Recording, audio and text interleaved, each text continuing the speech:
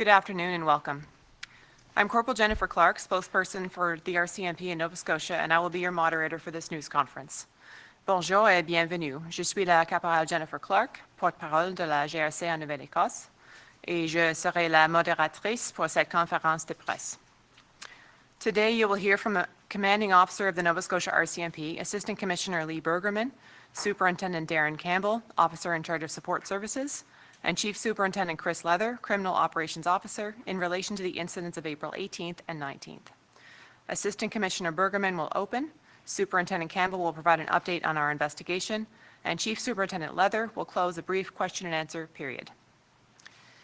Aujourd'hui, vous allez entendre la commissaire adjointe Lee Bergerman, commandant divisionnaire de la GRC en Nouvelle-Écosse, le surintendant Darren Campbell, officier responsable des services de soutien, et le surintendant principal Chris Leather, officier responsable des enquêtes criminelles. Ils feront le point sur les incidents survenus les 18-19 avril. Vous entendrez d'abord la commissaire adjointe Bergerman. Le surintendant Campbell parlera ensuite des progrès de l'enquête. Et le surintendant principal Leather conclura la séance. Une courte période de questions et réponses suivra. Ma'am, the floor is yours. Thank you. Madame, la parole est à vous. So to begin, I must first acknowledge today is June 4th, a day many will never forget. As it was 6 years ago that we tragically lost 3 RCMP officers in Moncton. Those incidents continue to affect us all, the families of our fallen, the force, and the community. As Corporal Clark noted, Superintendent Campbell will provide an update on our investigation into the incidents on April 18th and 19th. But before he does, I'd like to take this opportunity to address the families of the victims, Nova Scotians, and our RCMP Nova Scotia employees. To the families of the victims so deeply impacted by the incidents here on April 18th and 19th, your lives have changed in ways that most will never understand. This was a horrific incident directed at innocent people, and nobody has felt this more than you. Please know that your family members and you will remain at the forefront of every decision we make in relation to Operation H Strong. We know you're looking for answers with broken hearts. I can assure you that since day one, we are investigating to uncover the why and how this happened, and we continue to go where the facts lead us. We have leaned heavily on our officers who are serving as liaisons to the families of the victims. Our RCMP and Provincial Victim Services have also provided remarkable assistance. Keeping the families supported and informed are critically important pieces, and we're fully committed to ensuring an ongoing, open dialogue with you. To Nova Scotians, to say these have been trying times is an understatement. I have come to accept there will never be words to describe the impact these days because the effects of the gunman's actions are deep, far-reaching, and for many life-changing. It has become very clear that for Nova Scotians, there will always be a before April 18th and an after. We have endured a terrible attack on our province, which was unprecedented and unlike anything we have seen before. In the past 6 weeks, Nova Scotians have experienced every emotion and have rallied together, united in grief, in outrage, and resolve to honor the innocent victims, and to preserve and defend the true culture of Nova Scotia, which is one of kindness, hospitality, and compassion. Amid the cloud of tragedy, we have felt your outpouring of condolences and support. We will continue to be there for Constable Heidi Stephenson's family and for Constable Chad Morrison, who is recovering from his injuries.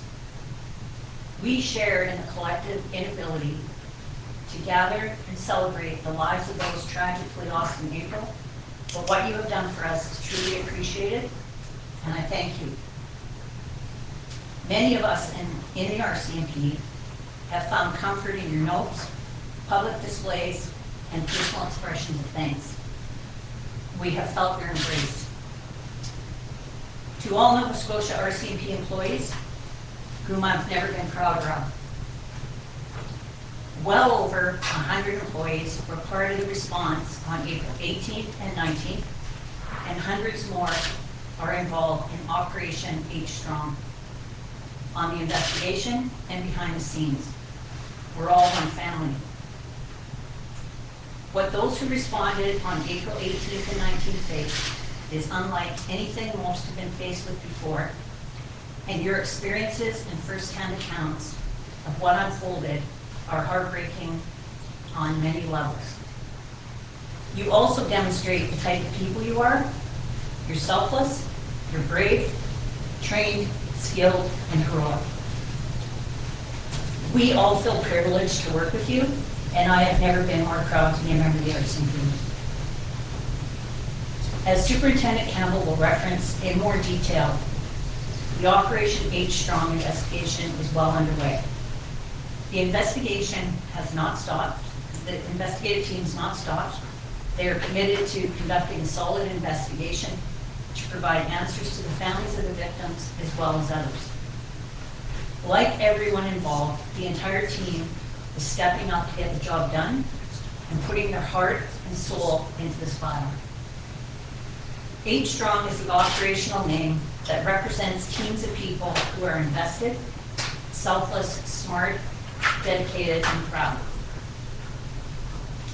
From BC to Newfoundland, your sisters and brothers in the RCMP family have reached in, shown up to provide relief and assistance.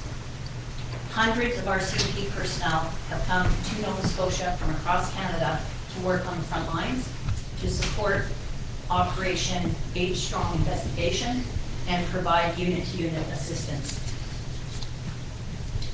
We truly are a national police force, a Canadian family who steps up to help, to reinforce, to ensure we are there for one another so we can protect the communities we serve. Thank you. Merci, Madame. Et maintenant en français. J'aimerais commencer par rappeler que Nous sommes aujourd'hui le 4 juin, une date inoubliable pour bon nombre, puisque cela fait 6 ans, jour pour jour, que 3 policiers de la GRC ont perdu la vie à Moncton. Cette tragédie continue de nous affecter tous, les familles de nos regrettés collègues, la gendarmerie et la communauté. Avant que le surintendant Campbell parle de l'enquête, j'aimerais dire quelques mots. D'abord, la famille des victimes, si durement touchée par les incidents des 18-19 avril. Votre vie a été bouleversée d'une façon que peu de gens peuvent comprendre. Des gens innocents ont été pris pour cible dans cet horrible incident et cela vous a touché plus que quiconque. Sachez que les membres de votre famille et vous-même resterez au premier plan de chaque décision qui sera prise dans le cadre de l'opération H Strong. Nous savons que vous cherchez des réponses le cœur brisé. Je peux vous affirmer que, depuis le premier jour, nous enquêtons pour comprendre les tenants et les aboutissants de ce qui s'est produit et nous continuerons d'aller au bout des choses. Nous nous sommes beaucoup appuyés sur nos agents qui font la liaison avec les familles des victimes. Nous pensons qu'il est extrêmement important de vous tenir au courant et nous sommes déterminés à continuer de dialoguer ouvertement avec vous. Aux néo-écossais. Dire que ces temps sont difficiles est un euphémisme.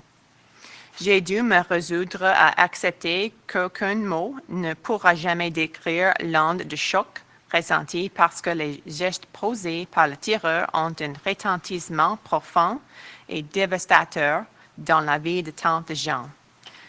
Il est clair pour les néo-écossais, il y aura un avant et un après. Notre province a été la cible d'une terrible attaque sans précédent et d'une ampleur inédite. Ces 6 dernières semaines, les néo-écossais sont passés par toute la gamme des émotions et se sont rassemblés unis dans la peine de l'indignation et résolus à honorer la mémoire des victimes innocentes et à préserver et à défendre les valeurs de la Nouvelle-Écosse faites de gentillesse, d'hospitalité et de compassion.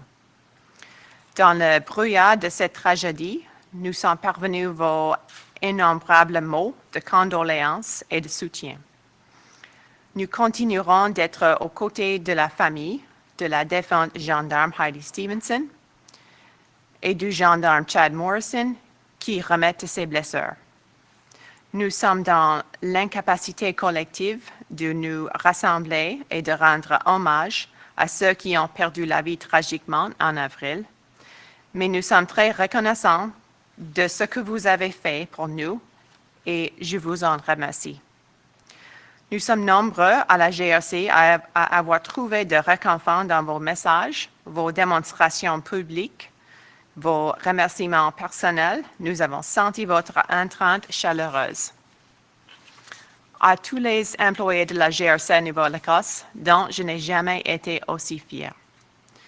Plus de 100 employés ont pris part de l'intervention des 18 et 19 avril et de centaines d'autres participent à l'opération Armstrong, en enquête proprement dite et en appui à celle-ci, mais nous faisons tout partie de la même famille. Ceux qui sont intervenus les 18-19 avril ont été confrontés à l'indicible et vos récits et vos témoignages de ce qui s'est passé sont plus déchirants les uns que les autres. Ils en disent aussi long ce que vous êtes, des personnes altruistes, courageuses, formées, compétentes et héroïques. Nous sommes tous privilégiés de travailler avec vous et je ne me suis jamais sentie aussi fière d'être un membre de la GRC. Comme l'expliquera plus en détail le surintendant Campbell, l'opération Armstrong est bien engagée. L'équipe d'enquête travaille sans relâche. Elle est déterminée à mener une enquête approfondie afin d'apporter des réponses aux questions des familles des victimes et de tous. L'ensemble du personnel se sent cœur et âme à la tâche. Nous avons baptisé cette enquête l'opération Armstrong parce qu'elle est menée par des gens décidés, altruistes, intelligents, dévoués et fiers.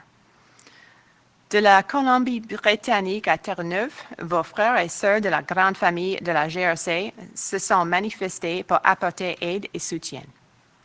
Des centaines de personnes de la GRC sont arrivées en Nouvelle-Écosse des 4 coins du pays pour travailler en première ligne, appuyer l'enquête et l'opération Armstrong et fournir de l'aide spécialisée. Nous sommes véritablement un service de police nationale, une grande famille canadienne qui se mobilise pour aider, se conforter et s'épauler les uns les autres pour pouvoir protéger les communautés que nous servons. Merci. Monsieur. Thank you, Corporal Clark. So before I begin to provide you with information related to the investigation, it's again important to acknowledge the tremendous loss and trauma experienced by the victims and that of their families. I'm very mindful that when information is released publicly, it may cause distress for the families and others closely associated to those who lost their lives or who were injured. Through the assigned RCMP family liaison officers, families have been advised in advance of when and what information we're providing publicly. We remain committed to providing them with meaningful, factual updates as the investigation unfolds. The investigation is being led by the Nova Scotia RCMP Major Crimes Unit. Hundreds of RCMP employees have and continue to be engaged in the investigation, and has been supported by specialized RCMP resources from across the country. To date, investigators have interviewed over 650 different individuals from a variety of provinces, including British Columbia, Alberta, Ontario, New Brunswick, Nova Scotia, and the United States. A number of exhibits have been forensically examined by highly skilled forensic identification specialists, RCMP forensic scientists from our forensic laboratories, and by specialists within the Nova Scotia Medical Examiner's Office.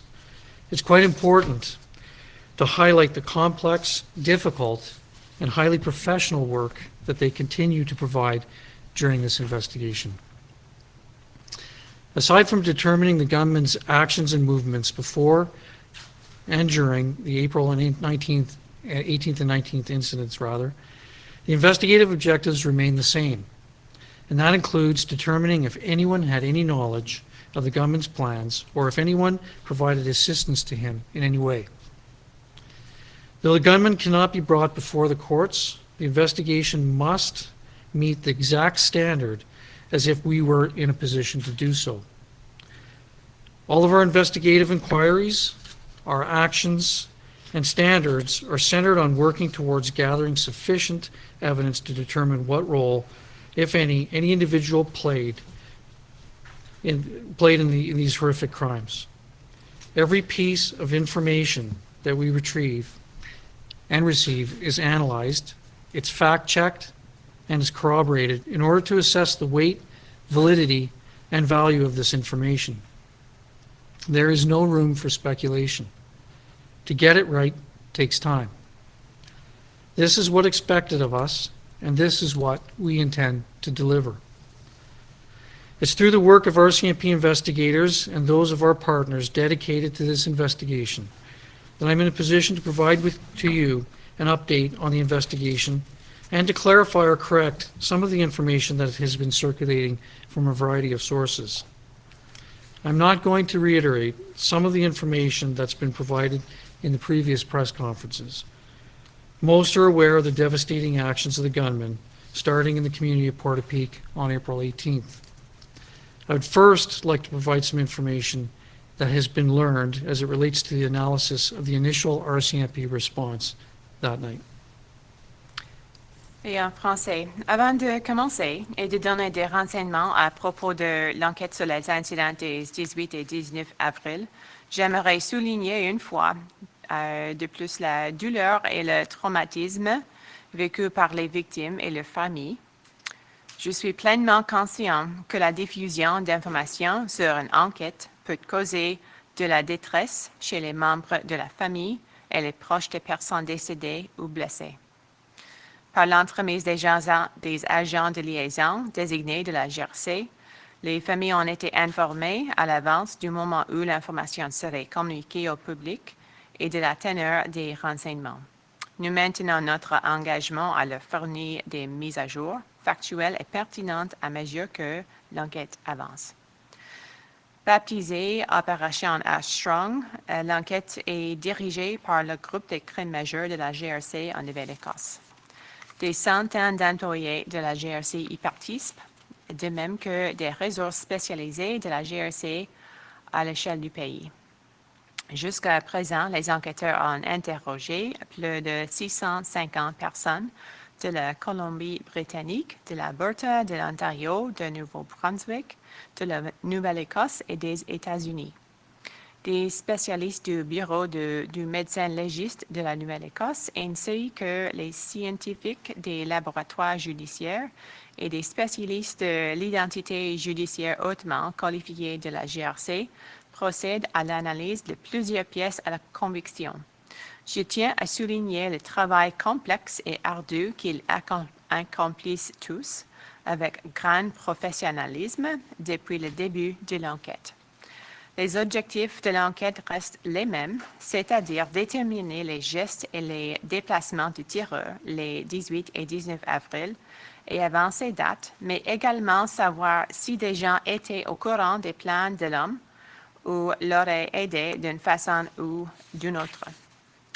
Même si le tireur ne peut pas être traduit en justice, l'enquête doit être menée avec la même rigueur que si nous étions en mesure de le faire. Toutes les demandes de renseignements, mesures et normes liées à l'enquête ont pour but de nous aider à recueillir assez d'éléments de preuve pour déterminer le rôle que toute personne aurait pu jouer dans les crimes horribles. Chaque élément d'information que nous recevons est analysé, vérifié et corroboré pour en évaluer les poids, la validité et la valeur.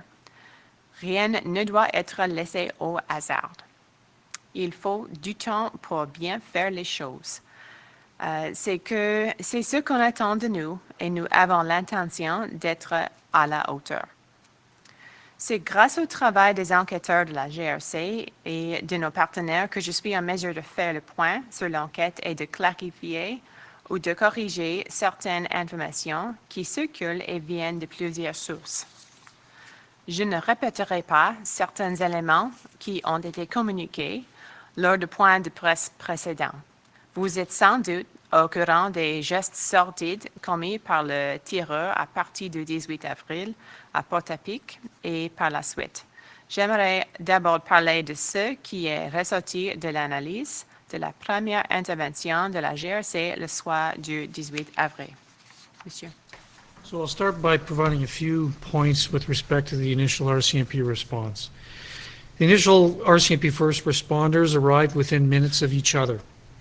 As previously described, the search area was spread out.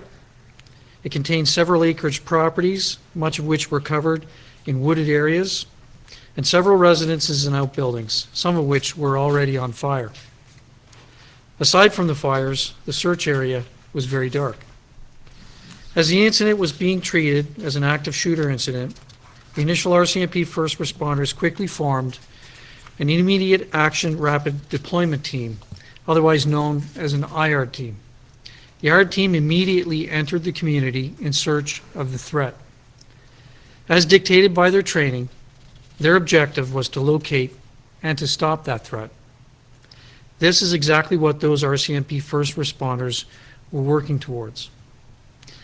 Within minutes of receiving the initial call, the on-duty RCMP risk manager, who was stationed within the RCMP Operational Communication Center, or the Communication Center, notified Northeast District on-call management, who immediately initiated the call-out of a full critical incident package, or a critical incident team.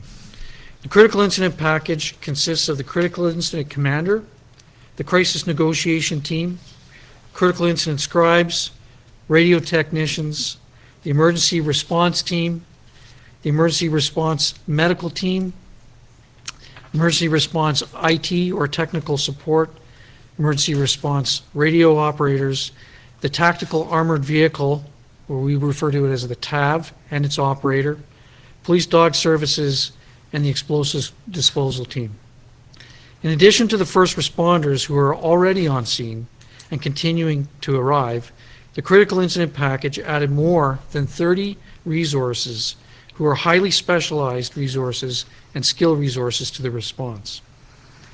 Questions have been raised with respect to survivors who stayed on the line with 911 operators for a significant period of time during that initial response. It is true that survivors remained on the line with 911 operators. While they remained on the line and in contact with RCMP dispatchers, they were instructed to shelter in place and to hide while the IARD team members continued their search for the threat. IARD members set up containment around the survivors' residences, while other first responders set up containment around the community of Portapique. As the emergency response team members arrived, the gunman was still believed to be in the area. And if alive, he was lying in wait, meaning that he would be hiding, ready to engage anyone at any time. This contributed to a decision to instruct area residents to shelter in place as opposed to evacuate. The emergency response team continued to carry out extensive tactical searches for the gunman while responding to numerous possible sightings in the area and effecting the rescue and eventual evacuation of a number of survivors and witnesses, partly with the use of the tactical armored vehicle. I just summed up these aspects in a few sentences, but it's important to understand that this covered a period of several hours. As previously reported, we now know the gunman had escaped from the area shortly after the first responders had arrived. He fled to the divert area where he hid, and he remained there for several hours before beginning to move again in the early morning hours of the following day. Media reports have raised questions regarding the level of communications between the RCMP and other Nova Scotia police agencies, as well as an apparent lack of requests from the RCMP to other Nova Scotia police agencies for assistance on April 18th and the 19th. There is detailed information that refutes these claims. I can confirm that the RCMP was in contact with other Nova Scotia police agencies several times throughout the incident, and that information was communicated to all Nova Scotia police agencies as it became known.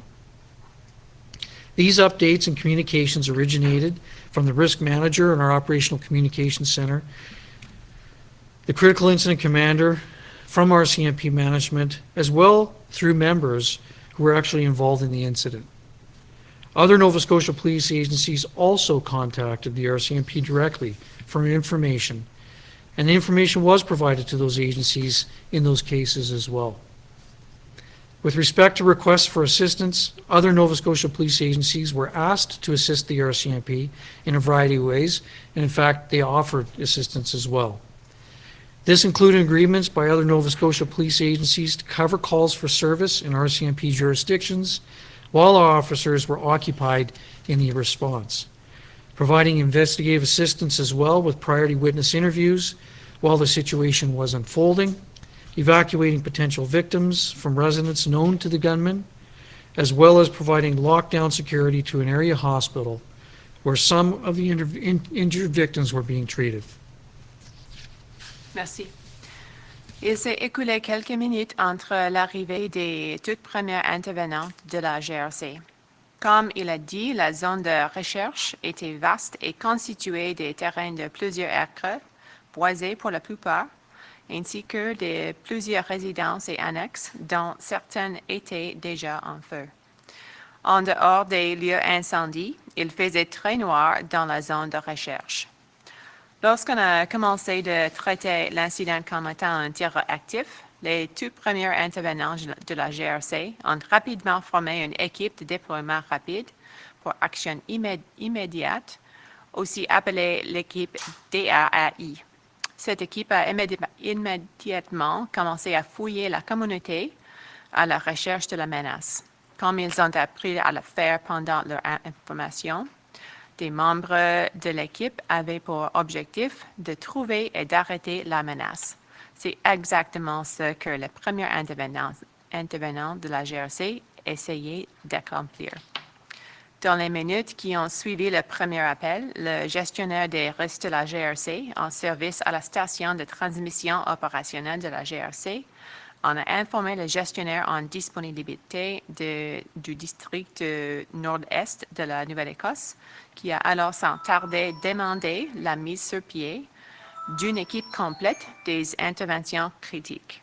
Cette équipe comprenait le chef des interventions critiques, l'équipe de négociation en situation en crise, des préposés au registre des communications en cas d'incident critique, des techniciens radio, le groupe tactique d'intervention GTI, le groupe des interventions médicales d'urgence GIMU, l'équipe de soutien des technologies et de l'information et l'opérateur radio du groupe tactique d'intervention, un véhicule tactique blindé et son conducteur, les services cynophiles et le groupe de l'enlèvement des explosifs. Outre les premiers intervenants qui étaient déjà sur les lieux et qui continuaient à arriver, 30 employés très spécialisés ont été ajoutés à l'équipe des interventions critiques. Des questions ont été soulevées en ce qui concerne le temps considérable que les survivants ont passé à garder la ligne avec les opérateurs de 911 pendant la première intervention. Il est vrai que des survivants ont gardé la ligne avec les opérateurs de 911. Pendant qu'ils étaient au téléphone et en communication avec les répartiteurs de la GRC, ils ont eu comme instruction de trouver un abri et de s'y cacher pendant que les membres de l'équipe DRAI continuaient les recherches pour trouver la menace. Les membres de l'équipe DRAI ont établi un périmètre autour de la résidence des survivants, pendant que d'autres premières intervenantes établissent un périmètre autour de la communauté de Portapique.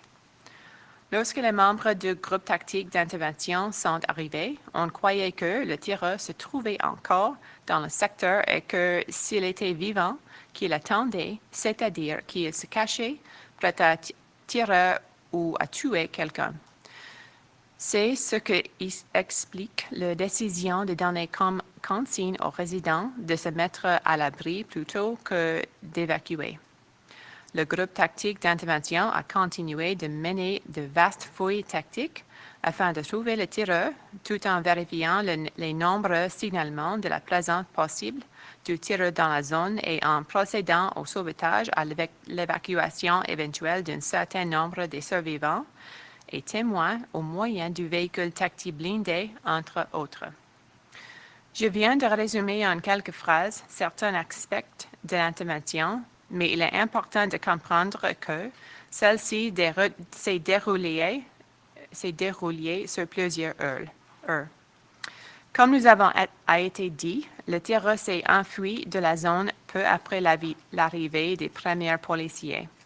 Il s'est dirigé vers Debert, où il s'est caché pendant plusieurs heures avant de recommencer à se déplacer aux petites heures du matin.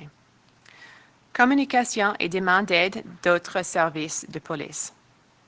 Des médias ont soulevé des questions concernant le niveau de communication entre la GRC et les autres services de police de la Nouvelle-Écosse et le fait que la GRC n'ait apparemment pas adressé des demandes d'aide aux autres services de police de la Nouvelle-Écosse les 18 et 19 avril. Des informations détaillées prouvent le contraire. Je peux confirmer que la GRC a communiqué avec les autres services de police de la Nouvelle-Écosse plusieurs fois tout au long de l'incident et que de l'information a été communiquée à tous les services de police de la province dès qu'elle était disponible. Les mises à jour et l'information ont été communiquées par le gestionnaire des risques en poste à la station de transmission opérationnelle de la GRC, le chef d'intervention critique, les cadres de la GRC, ainsi que par les membres qui prenaient part à l'intervention. Les autres services de police de la Nouvelle-Écosse ont également communiqué directement avec la GRC afin d'obtenir de l'information et cette information leur a été fournie.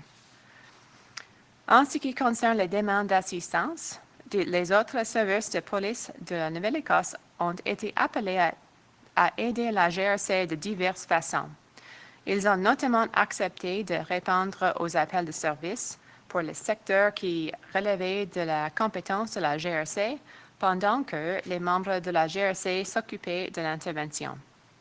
Ainsi, ils ont soutenu les enquêtes en procédant pendant l'incident à la rencontre prioritaire de témoins, évacuer les victimes potentielles des résidences, connues de tireurs, et établi un périmètre de sécurité autour de l'hôpital où étaient traitées certaines des victimes.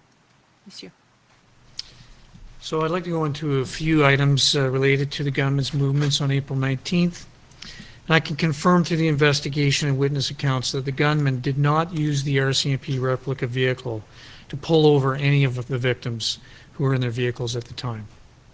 In terms of the interactions between Constable Stephenson and the gunman, much speculation and many assumptions have been made publicly related to the reporting of the contact and the interaction between Constable Heidi Stephenson and the gunman. As I previously pointed out, thorough and complete investigations do take time, and they rightfully include the involvement of several specialized resources in order to piece together the facts. We have not fully completed this component of the overall investigation. However, I can provide you with a few details based on the evidence. While Constable Stephenson and the gunman's vehicles collided, we do not believe that Constable Stephenson rammed the gunman's vehicle. We can also tell you that the gunman's vehicle sustained more damage than Constable Stephenson's police vehicle did, and that she bravely engaged the gunman, and that there was an exchange of gunfire between Constable Stephenson and the gunman.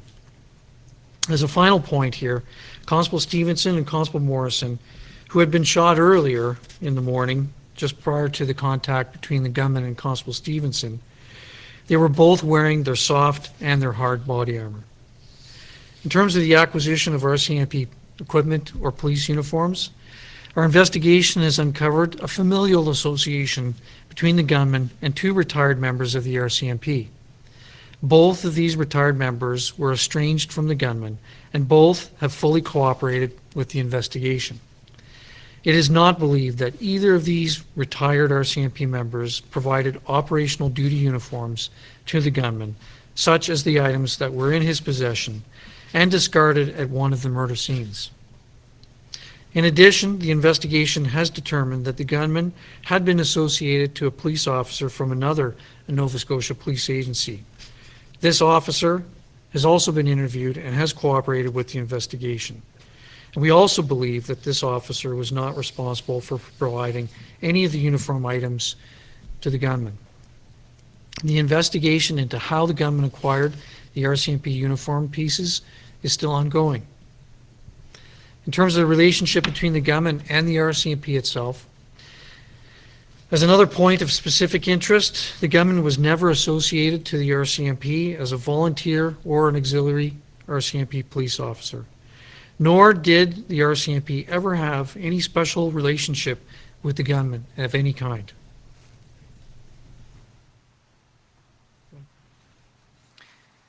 Interception d'automobilistes par le tireur. J'aborderai maintenant certaines questions liées au déplacement du tireur le 19 avril. Je suis en mesure de confirmer que, d'après l'enquête et les déclarations des témoins, le tireur n'a pas utilisé sa réplique d'auto-patrouille de la GRC pour faire arrêter en bordure de la route des victimes qui se trouvaient dans leur véhicule. Interaction entre la gendarme Stephenson et le tireur. Bien des hypothèses ont été lancées sur la place publique en ce qui concerne l'interaction entre la gendarme Heidi Stephenson et le tireur. Comme je l'ai mentionné, il faut du temps pour mener une enquête complète et rigoureuse, et ce travail inclut à juste titre la consultation de plusieurs ressources spécialisées afin de reconstituer les événements à partir des faits. Nous n'avons pas encore terminé ce volet de l'enquête, mais je peux donner quelques détails qui résultent de l'examen des preuves.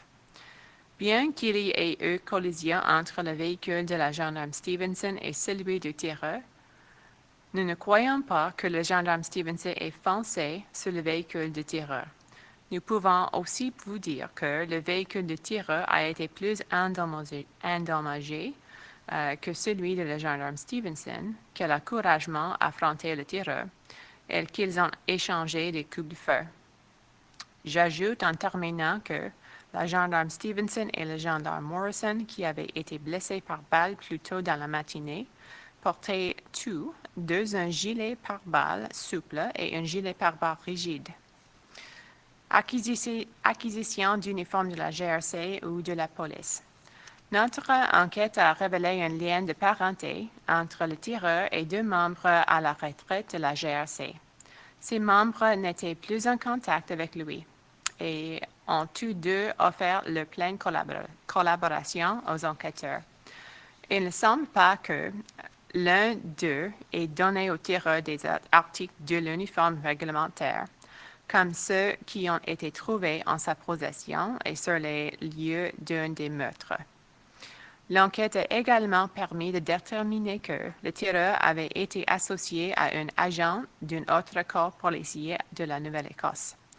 L'agent en question a lui aussi collaboré avec les enquêteurs et nous ne croyons pas qu'il ait fourni d'articles d'uniforme au tireur. Les démarches d'enquête se poursuivent pour déterminer comment le tireur a obtenu les articles de l'uniforme de la GRC. Relation entre le tireur et la GRC. Il convient par ailleurs de souligner que le tireur n'a jamais été associé à la GRC à titre de bénévolat ou de policier auxiliaire et que la GRC n'a jamais entretenu avec lui une relation particulière de quelque nature que ce soit. Monsieur. So with respect to the retired police vehicles which were purchased and in possession of the gunman, the investigations confirmed that the gunman had purchased 4 Ford Taurus former police vehicles through local auctions. Emergency equipment installed in these vehicles was purchased by the gunman through a variety of online auctions. The installation of some of this equipment was carried out by the gunman and by some of his associates, including Portapeak area neighbors and residents. As previously detailed, the decals installed in the gunman's replica RCMP vehicle were not actual RCMP police vehicle decals. However, they were realistic reproductions, printed by a local printer manufacturer. Management of the local printer manufacturer was not aware that this has taken place, and they continue to cooperate with the investigation. In terms of the firearms acquired by the gunman, with respect to the firearms in the gunman's possession, this component of the investigation remains active and involves other domestic and international law enforcement partner agencies. At this time, I can only provide limited details. What can be confirmed is that the gunman had acquired all of these firearms illegally. Of the 5 firearms found in the gunman's possession on April 19th, 3 were obtained illegally from the United States. 1 was obtained illegally in Canada through the estate of an associate who is deceased, or a deceased associate of the gunman. And these are the 4 firearms that we have previously indicated the gunman had on April 18th. The 5th firearm was Constable Stephenson's. In terms of previous interactions with the gunman and any historical complaints, as part of the investigation, we continue to look into the gunman's previous behaviors and his interactions, and they include those with the police. A number of individuals interviewed have indicated that they had observed the gunman in possession of weapons and police uniform items and the fully marked replica RCMP vehicle. None of these witnesses have indicated that they notified the RCMP of their observations. Other witnesses have since come forward and expressed that they did notify the RCMP regarding intimate partner violence claims and firearms complaints against the gunman. This component of the investigation remains active. Information of an officer safety bulletin prepared in 2011 by the Truro Police Service and the Criminal Intelligence Service of Nova Scotia recently became publicly available.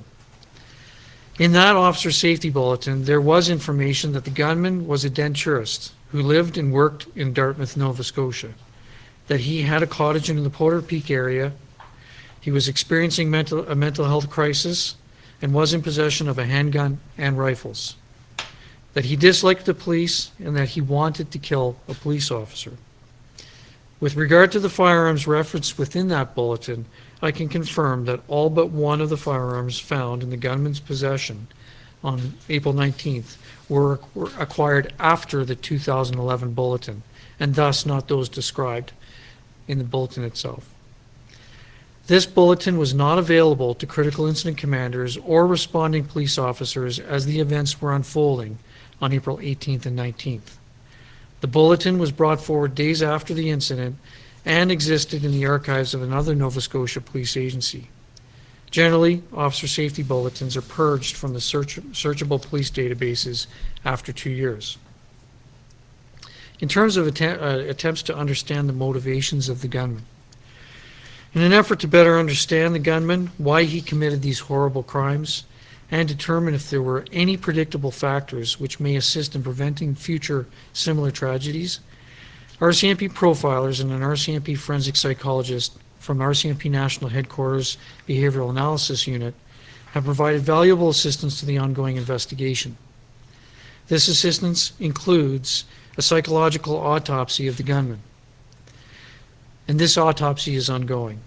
The aim of the psychological autopsy is to gain a better understanding of the contributing factors to better comprehend, if possible, the why now, and why in this manner. Behavioral analysts have shared some of their preliminary findings with the investigative team. In those findings, the gunman was described as what is called an injustice collector, one who held on to conflict or differences with others, turning them inward until they boiled over in rage. Some recipients of his wrath of violence were targeted for perceived injustices of the past, others were reactive targets of his rage, and some were just random targets. We may never uncover all of the details or fully understand why the gunman did what he did. The investigation is committed to providing answers to the victims, the surviving family members, to the public that we serve, and to hold anyone who played a role accountable in these horrific crimes. This is our work, and this work continues. Thank you. Acquisition de véhicules de police et de matériel de secours. Pour ce qui est des anciens véhicules de police dont le tireur a fait de l'acquisition et avait en sa possession, l'enquête a confirmé qu'il s'agissait de 4 Ford Taurus ayant servi d'autopatrouille qui l'intéressait à acheter dans un encan local. Quant au matériel d'intervention d'urgence installé sur le véhicule, le tireur en a fait l'achat en ligne sur divers sites de vente aux enchères. L'installation d'une partie du matériel a été effectuée par le tireur et certains de ses associés, parmi lesquels des voisins et d'autres résidents de Portapique. Comme il a déjà été expliqué en détail, les insignés qui portaient les faux véhicules de la GRC n'étaient pas de véritables décalques de la GRC, mais un habit travail d'imitation réalisé par un imprimeur ou fabricant local. La direction de cet établissement d'impression ou de fabrication, à l'insu de ceux qui ce travail a été effectué, continue de coopérer dans le cadre d'enquête. Acquisition d'armes. Pour ce qui est des armes à feu que le tireur avait en sa possession, l'enquête est toujours en cours et met à contribution divers organismes canadiens et étrangers d'application de la loi. Très peu d'informations peuvent être livrées pour l'instant. Nous pouvons cependant certifier que le tireur a acquis toutes ces armes illégalement. Des 5 armes à feu qu'il avait en sa possession le 19 avril, 3 provenaient des États-Unis, tandis qu'une autre, obtenue au Canada, provenait de la succession d'un associé décédé. Il s'agit des 4 armes dont nous avons indiqué qu'elles se trouvaient en la possession du tireur le 18 avril. Quant à la 5e arme, il s'agit de celle de la gendarme Stephenson. Contact intérieur avec le tireur et plainte. Nous poursuivrons nos investigations sur le comportement du tireur et les personnes avec qui il a été en contact avant les événements, notamment la police. Certaines personnes interrogées ont dit avoir aperçu le tireur en possession d'armes, de pièces de l'uniforme de policier et d'un véhicule faussement identifié aux couleurs de la GRC. Aucun de ces témoins n'a indiqué avoir signalé de la GRC ce qu'il avait vu. D'autres témoins se sont manifestés depuis pour faire savoir qu'ils avaient avisé la GRC de l'existence d'allégations de violence conjugale et des plaintes liées aux armes à feu pesant contre le tireur. L'enquête à cet égard est toujours en cours. Dans un bulletin sur la sécurité des policiers rédigé en 2011 par le service de police de Truro et le service de renseignement criminel de la Nouvelle-Écosse, dont le contenu a récemment été rendu public, on apprend que le tireur était un denturologiste vivant et travaillant à Dartmouth, Nouvelle-Écosse, qu'il avait un cottage dans les environs de Portapique, traversait une crise de santé mentale, était en possession d'un fusil et des carabines, n'aimait pas la police et voulait tuer un policier. En ce qui concerne ces armes, je peux affirmer qu'il ne s'agit pas de celles qui se trouvaient en la possession du tireur, lesquelles ont toutes, sauf une, été acquises après 2011, c'est-à-dire après la parution du bulletin. Ce bulletin n'était pas accessible aux chefs des interventions critiques ni aux policiers mobilisés au moment où se déroulaient les événements les 18 et 19 avril. Tiré des archives d'un autre service de police néo-écossais, il a été présenté quelques jours après le drame. La plupart du temps, les bulletins sur la sécurité des policiers sont éliminés des bases de données consultables au bout de 2 ans. Motivation du tireur. Depuis le début de l'enquête qui est en cours, le profil de la GRC et des psychologues judiciaires du groupe de l'analyse du comportement et de la direction générale de la GRC participent de manière substantielle aux efforts réalisés pour tenter de comprendre ce qui a amené le tireur à commettre ces horribles crimes et pour déterminer si l'on peut dégager des événements de facteurs prédictifs qui permettraient de prévenir semblables catastrophes à l'avenir. Le travail de ces experts comporte notamment la réalisation d'une autopsie psychique.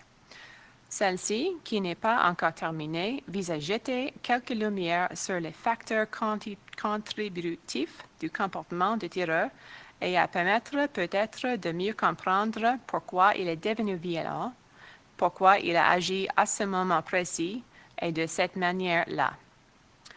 Les analystes du comportement ont communiqué leurs résultats préliminaires à l'équipe de l'enquête. Dans leur conclusion, le tireur est décrit comme un collectionneur d'injustices, quelqu'un s'y crampant au conflit ou opposition qu'il rencontre au quotidien, qui s'en alimente intérieurement jusqu'à ce qu'il explose de rage. Certaines des victimes de la violente fureur du tireur ont été ciblées parce qu'elles étaient, dans son esprit, associées à une injustice subie dans le passé. D'autres ont été des exutoires à sa rage. D'autres, enfin, ont été des victimes aléatoires. Il se peut qu'on ne découvre jamais le fin mot de l'affaire ou n'arrive jamais à comprendre parfaitement pourquoi le tireur a fait ce qu'il a fait. L'enquête a pour but d'apporter des réponses aux survivants, aux familles des victimes, ainsi qu'au grand public et de traduire une justice quelconque a joué un rôle dans ces horribles événements. Tel est notre mandat actuel et nous l'honorons. Merci. Monsieur. Thank you, Corporal Clark. I will now provide an update on some of the other overarching areas that we have been looking at in addition to the H-strong criminal investigation. Our overall response to the incidents on April 18 and 19 are subject to a number of reviews or independent investigations. The Nova Scotia Serious Incident Response Team, or CERT, is investigating the fatal police-involved shooting of the gunman, as well as the discharge of firearms on April 19 at the Onslow Belmont Fire Brigade Hall.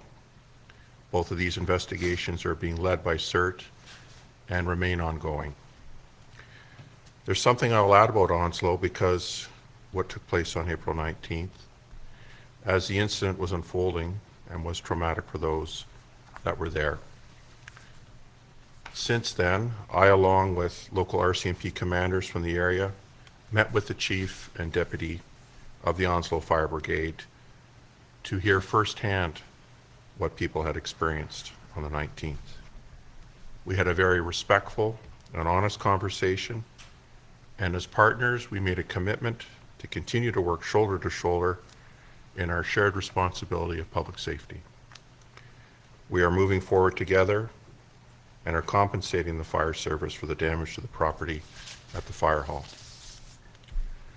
There is also an Employment and Social Development Canada, or ESDC, investigation that is underway, and again, that is independent from the RCMP. ESDC investigates any workplace, occupational injury or death at federally regulated workplaces. The investigators will take an in-depth look at overall response, including training, equipment, communications, and tactics of the RCMP. We are participating fully with this investigation.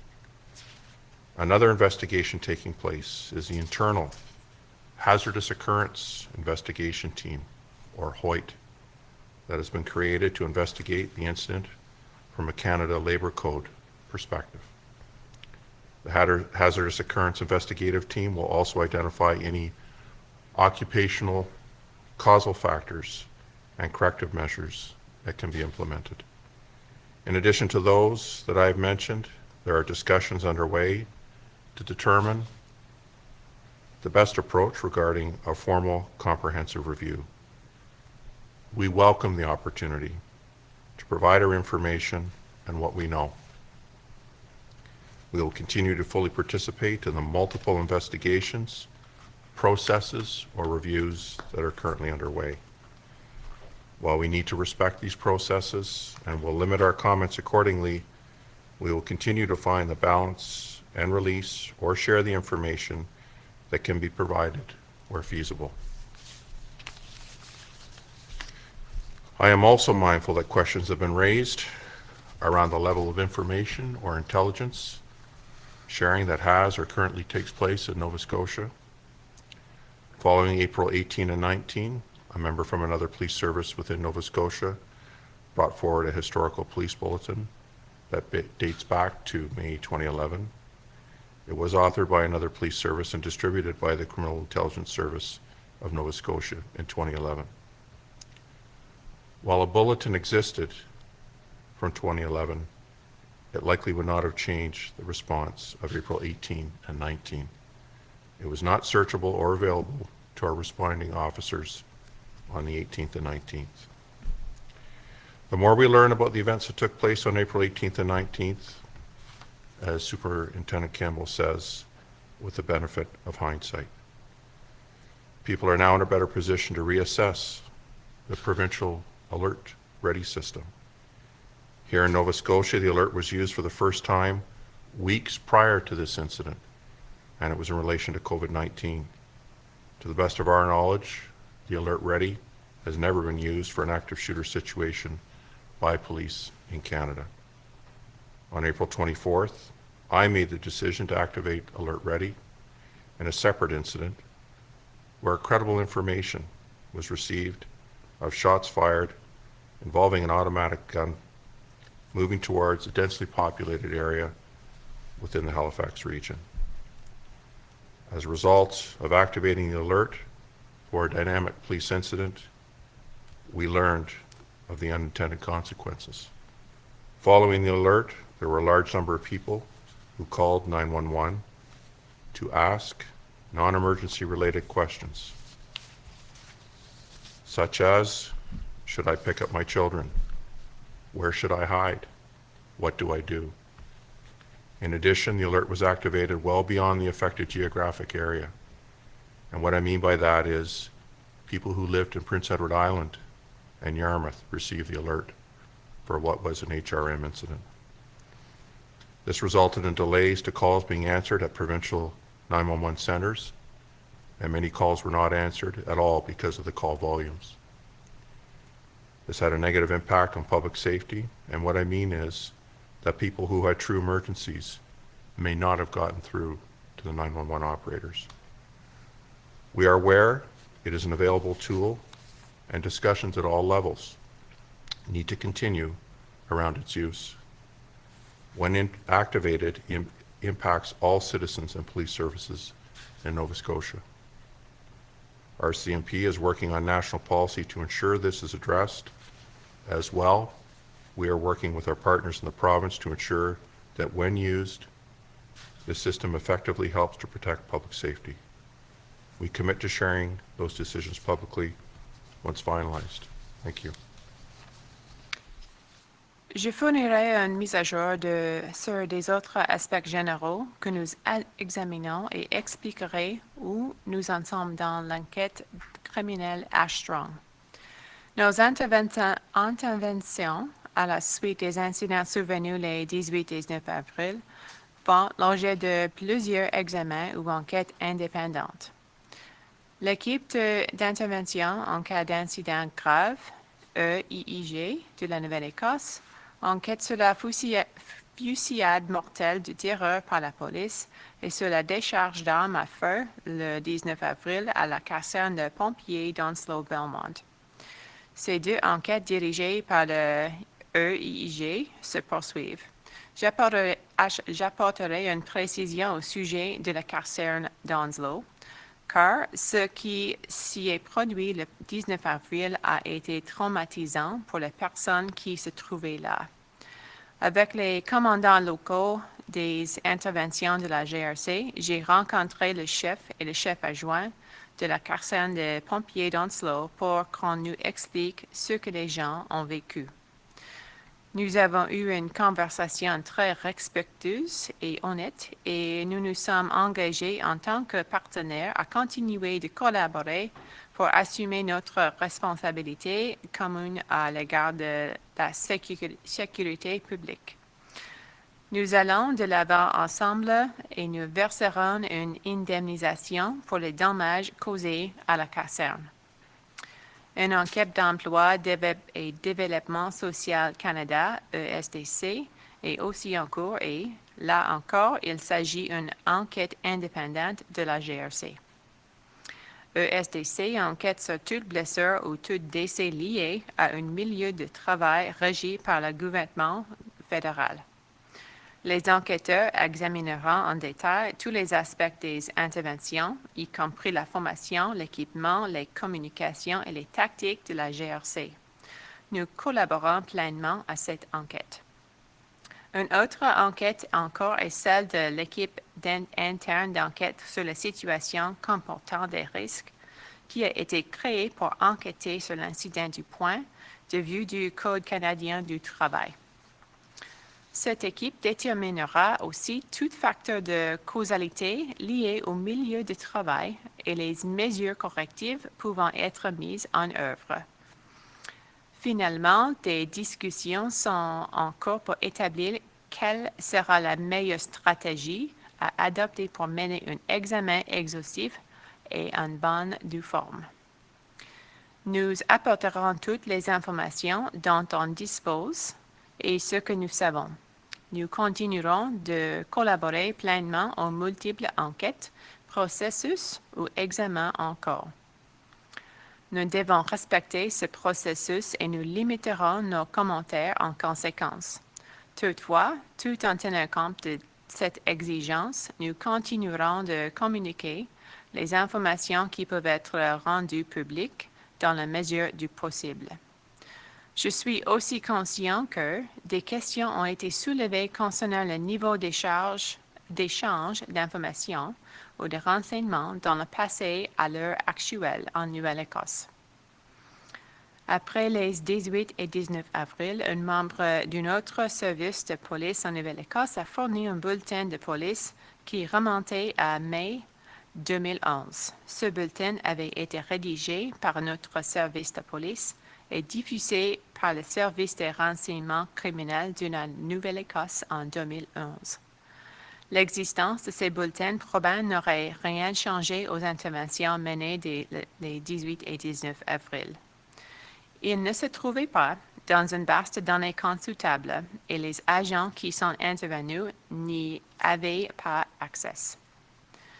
Maintenant que nous en savons plus sur les événements des 18 et 19 avril et comme l'a mentionné le Superintendent Campbell, avec le recul. On est maintenant mieux en mesure de réévaluer le système provincial en alerte. Ici en Nouvelle-Écosse, ce système avait été utilisé pour la première fois dans les semaines précédant l'incident et c'était dans le contexte de la COVID-19. À notre connaissance, ce genre d'alerte n'avait jamais été utilisé par la police au Canada dans une situation de terreur active. Le 24 avril, j'ai pris la décision d'activer le système en alerte dans un incident distinct après avoir reçu des informations crédibles selon lesquelles de coups de feu tirés avec une arme automatique se dirigeaient vers une zone très habitée de la municipalité régionale d'Halifax. Ce n'est qu'après avoir activé l'alerte pour une intervention policière dynamique que nous nous sommes rendus compte des conséquences impreuves que cela pouvait entraîner. Beaucoup de personnes ont téléphoné au 911 afin de poser des questions non urgentes pour savoir, entre autres, si elles devaient aller chercher leur enfant, où elles devaient se cacher et ce qu'elles devaient faire. De plus, l'alerte a été diffusée bien au-delà du secteur géographique touché et même des résidences de l'île du Prince-Édouard et de Yarmouth l'ont reçu. Cela a entraîné des retards dans la prise d'appel par le centre provincial 911 et en raison du volume d'appels, il y a beaucoup d'appels auxquels les préposés n'ont pas répondu. La sécurité publique aurait donc pu être compromise si des citoyens téléphonaient pour des vraies urgences.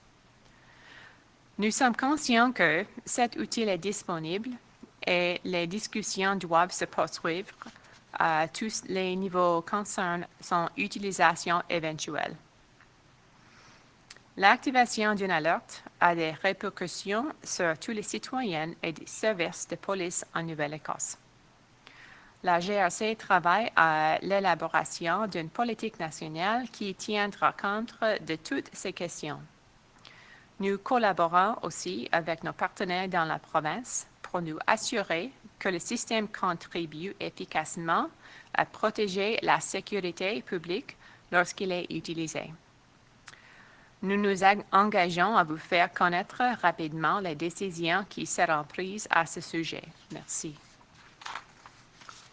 We will now proceed with a question period. We ask that you limit yourself to one question and one follow-up. Please provide your name and agency for the benefit of all participants. Nous prendrons maintenant la période de questions. Nous vous demandons de vous tenir à une question et une de précision. S'il vous plaît, dites votre nom et votre agence pour le bénéfice de tous les participants. We will now go to the phone lines. Operator, go ahead, please. Nous allons maintenant prendre les questions des journalistes qui sont en ligne. Opérateur, allons-y, s'il vous plaît. Thank you. Merci. Please press star 1 on your telephone keypad to register your question. Veuillez appuyer sur l'étoile 1 maintenant pour enregistrer votre question. Our first question is from Alicia Drav from Global News. Please go ahead. Hi, thank you. I'm just wondering about the complaints made about Wortman abusing his partner and also raising concerns about stash of weapons.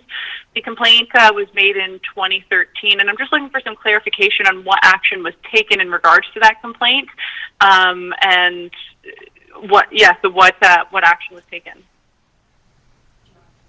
Yeah, sure. I'll answer that. Well, the first thing I'm going to say about that is that we appreciate and we value every piece of information that comes in from the public, and I need the public to understand that when you call us, we believe you. So I don't want to leave anyone with any impression that the police don't believe anyone, because that's exactly what we do. When we receive information, we follow that information up, and we try to determine whether or not we can track back and find out where that information came from. So as of yesterday, we've identified 2 officers that did have contact with the individual that you mentioned, and we're working through determining what records or notes that they may have or recollection with respect to that actual incident. But I think what's fair is to explain that when the police receive a call from an individual, and if we open a file and investigate that file, we take their information, and it's helpful to get information that comes from a first-hand source. So in that particular case, as I understand it, through the claims that were being made, is that the information came in through a second party in terms of the intimate partner violence. And it's imperative that if an individual does call the police and they're providing information that comes from another source, that we receive the cooperation from individuals who are actually possess the first-hand knowledge or had witnessed that type of activity. In terms of the firearms, again, right now it's early to say exactly what information was passed on to 2 of those officers, and we're working through that at this time.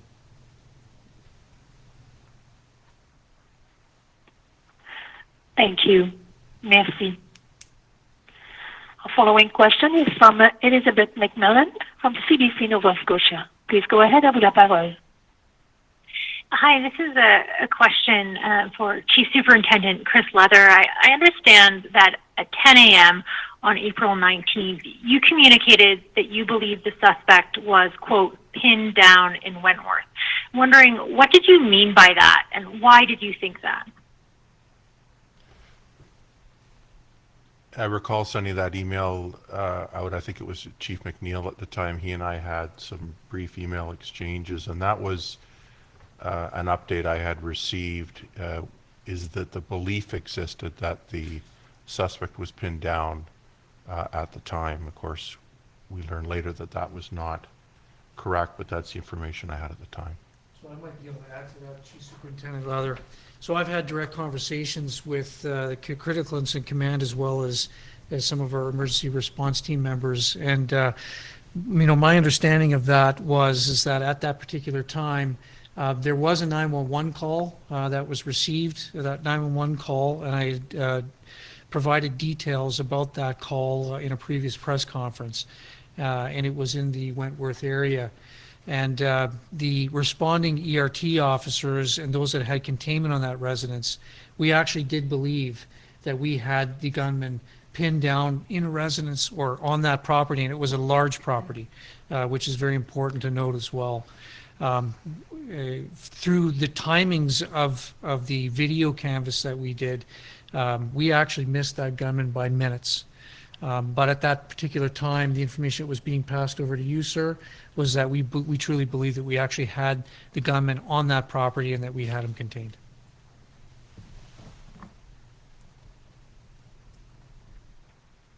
Thank you. Merci. Our following question is from Heidi Petracek from CTV News. Please go ahead. Thank you. Just a question about the police bulletin of 2011, which you have referred to. What action would have been taken at the time of that bulletin in terms of investigating the individual involved and the things he was doing and saying? Sure, I'll start. At the time, the information, as you've learned from Superintendent Campbell and I, was broadcast by CISNS to all the police services in Nova Scotia based on information that was received from Truro Police. The two jurisdictions that were clearly had a role in following up was the RCMP in terms of Portapique, because that, as you heard, was identified in the bulletin, and where the gunman resided at the time and right up until his death in Dartmouth and Halifax region. And so investigations or an investigation was initiated, and some follow-up work was done at the time in 2011, and perhaps Darren, you have some more information on that. Yeah, really, I did speak of purging of information. So, we do have in our holdings some file material from another police agency that does speak to some of the actions that were undertaken.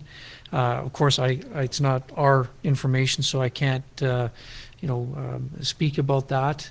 And in terms of, we have interviewed another RCMP officer that we know had stopped into the gunman's residence on several occasions, and we've since interviewed that officer, and that officer was looking for signs and having conversations with the gunman.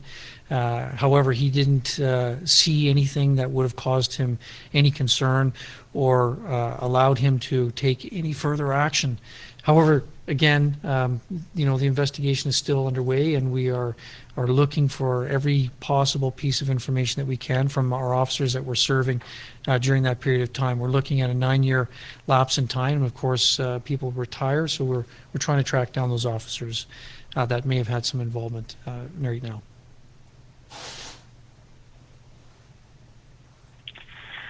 Thank you, Nancy. Our following question is from Michael McDonald from the Canadian Press. Please go ahead. À vous la parole.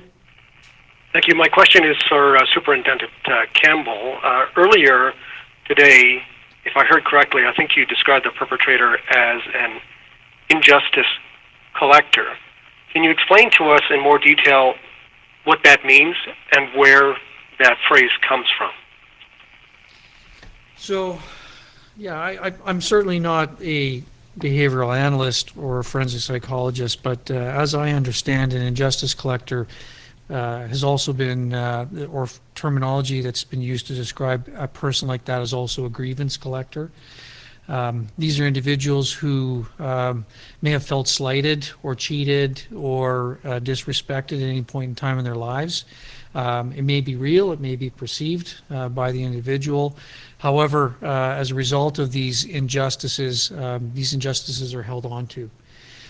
Where that comes from, I do believe that the forensic psychologist that we've used for this particular file is also a former member of the RCMP. His name is Dr. Matt Logan. Between Matt Logan and some of his colleagues within the FBI, I believe the injustice collector terminology was developed by the FBI, but it's widely accepted and known by those in the circles of forensic psychology.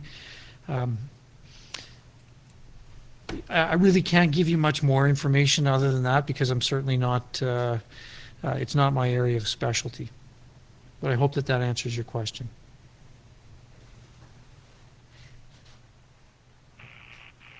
Thank you. Merci. Our following question is from Nicole Monroe from the Chronicle Herald. Please go ahead. À vous la parole. Hi. You mentioned that Constable Stephenson did not ram the gunman's vehicle. Would you just be able to explain how you were able to determine that? Yeah, so I'll answer that question as well. You know, obviously what we've done is we've called in a collision reconstructionist. That's a specialist who their job is to look at accidents, and they're highly skilled and trained in that area. The collision analyst has done an analysis of the scene and has done an analysis of the vehicles. And based on the positioning of the vehicles, the damage to those vehicles, it's quite clear that you know, the gunman had actually entered into a roadway which was a one-way. As Constable Stephenson was proceeding in the right way, the gunman actually entered the wrong way, and that's exactly how that accident took place.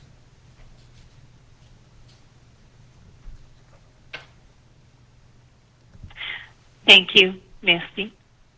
Our following question is from Ross Lord from Global National TV. Please go ahead. À vous la parole. Thank you. I'm curious about how you decide which records to purge after. I believe you said 2 years. Is that a review of information that potentially could or should be kept because a potential threat presumably might not disappear after 2 years? So if you want me, I spoke to the 2-year purging date. There's several different purging dates depending upon the type of information that are within police holdings. For example, my understanding is that for records related to a homicide investigation, it's more than 70 years that we'll keep that information. But you know, we're obviously guided by the Privacy Act and also by the Libraries and Archives Act, and there's other acts that determine how long we have to keep information. There's an element of that where we have to physically keep information for 2 years so that individuals, if it's private information, they can access that information. And then based on the type of investigation, the status of that investigation, whether it's concluded or not, there's a determination and a timing that's placed on a variety of investigative information. So those purge dates coincide with the particular type of investigation. And in terms of the officer safety bulletin, my understanding is that the purge date was a 2-year period of time. Does that make sense to you that it should be purged after 2 years, or would that perhaps be best kept for a longer period of time or indefinitely? I'll just speak to that in terms of one of the issues that certainly we've identified pursuant to the criminal investigation is just that, the retention of reports, records. The officer safety bulletin would certainly be one that we're looking at internally. Neighbor disputes or other complaints that may have been made in the early 2000s, mid 2000s in the Portapique area, we'll certainly be looking at that as well, because as Superintendent Campbell alluded to, there is that balance between privacy and public safety and the need to retain that information and know for circumstances such as this. And unfortunately, I don't know about many, but certainly some information is lost to us because it has been deleted from the various systems.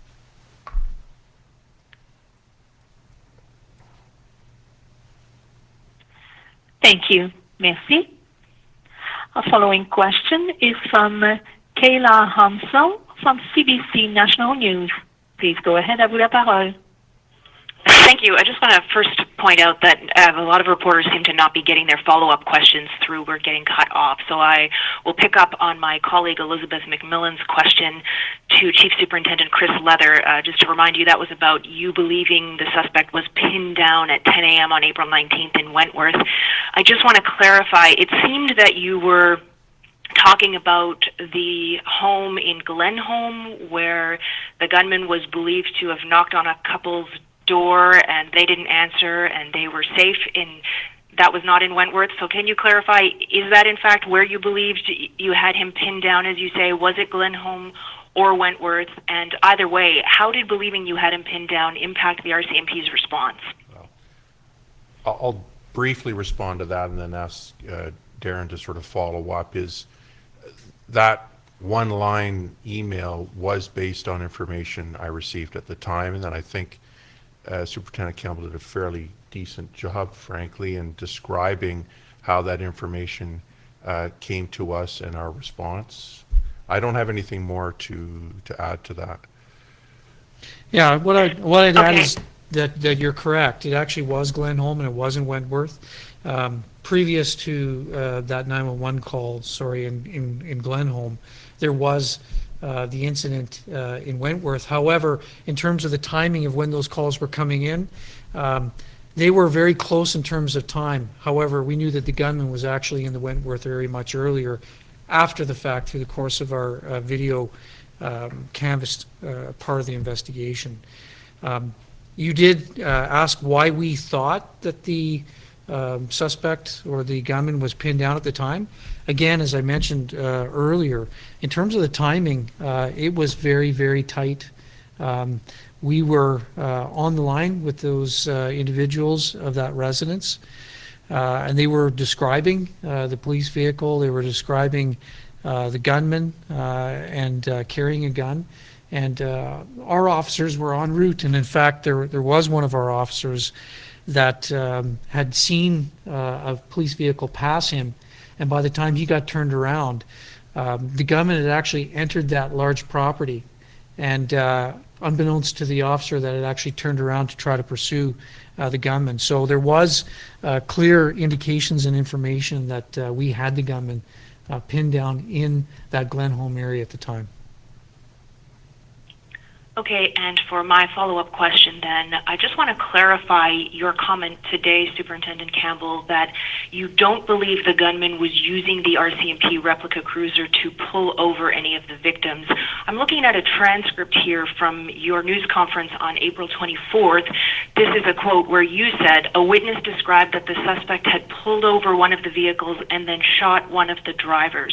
So can you clarify why you said that at that time and what the reality actually is? So the reality is that investigations, people give us information and that information is interpreted, and that was the interpretation of the information at that time.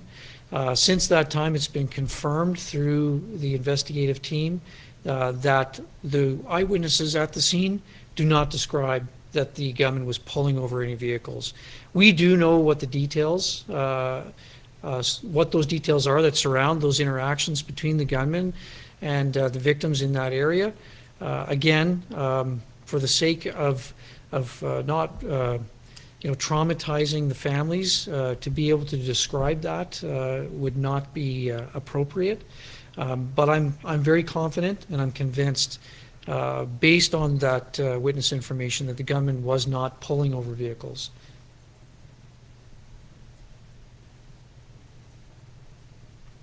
Thank you. Merci.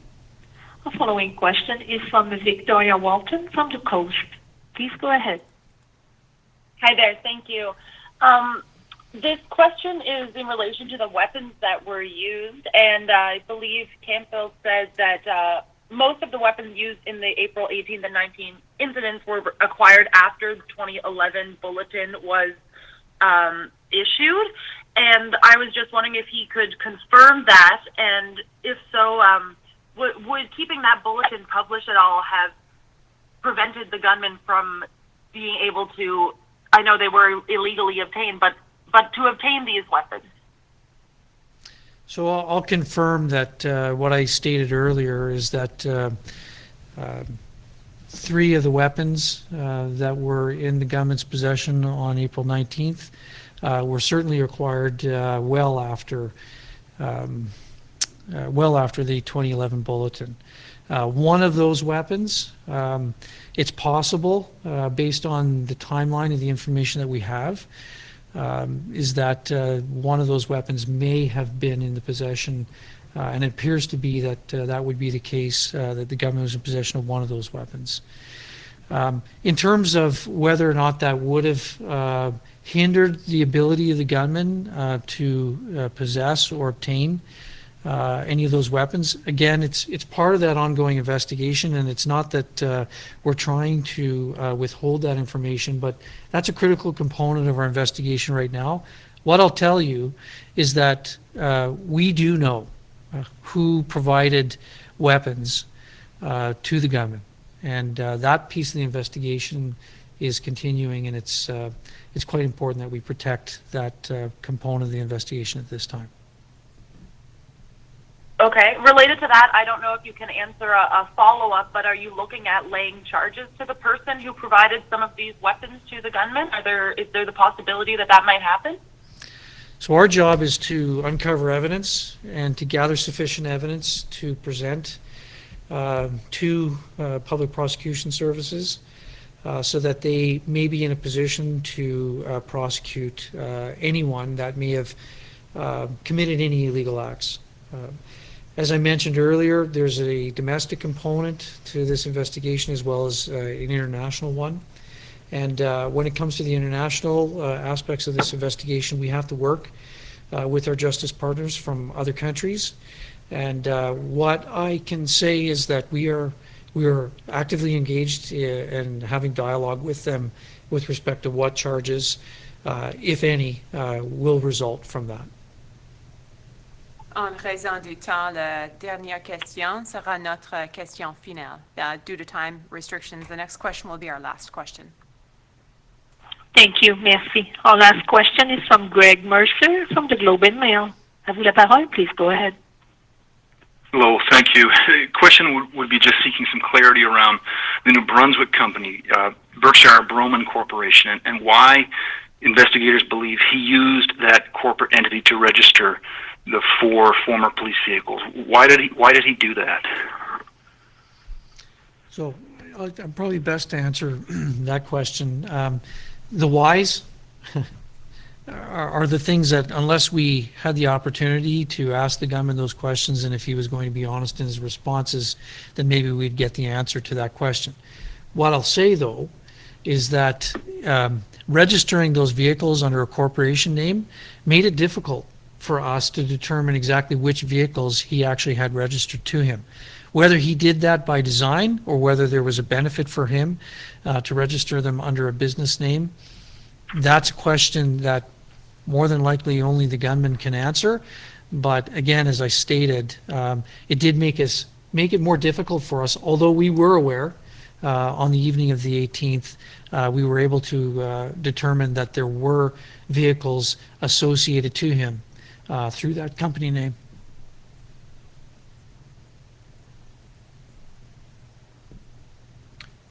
Ma'am, sirs, before we finish, anything to add? Madame et les messieurs, avant de finir, quelque chose à ajouter?